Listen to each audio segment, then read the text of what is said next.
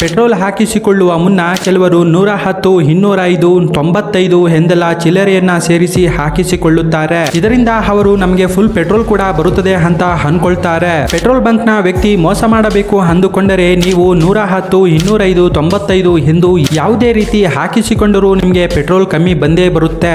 ಅಷ್ಟಕ್ಕೂ petrol bunk ಗಳಲ್ಲಿ 2 ರೀತಿಯ ಸ್ಕ್ಯಾಮ್ ನಡೆಯುತ್ತೆ. ಒಂದು ಎಲೆಕ್ಟ್ರಾನಿಕ್ ಚಿಪ್ಸ್. ಬಂಕ್ ನ ಮಿಷಿನ್ ನ ಒಳಗಡೆ ಈ ಎಲೆಕ್ಟ್ರಾನಿಕ್ ಚಿಪ್ ಅನ್ನ ಫಿಕ್ಸ್ ಮಾಡಿದರೆ ನಂಬರ್ ಮಾತ್ರ ಸ್ಪೀಡ್ ಆಗಿ ಹೋಗಿ ನಿಮಗೆ ಪೆಟ್ರೋಲ್ ಕೂಡ ಕಮ್ಮಿ ಬರುತ್ತದೆ. ಅದೇ 5, 10, 25 ಅಂತಹ ಸೀರೀಸ್ ನಲ್ಲಿ ಹೋದರೆ ನೀವು ಸೇಫ್ ಮತ್ತು ನಿಮ್ಮ ಪೆಟ್ರೋಲ್ ಕೂಡ ಸರಿಯಾಗಿಯೇ ಬಂದಿರುತ್ತದೆ.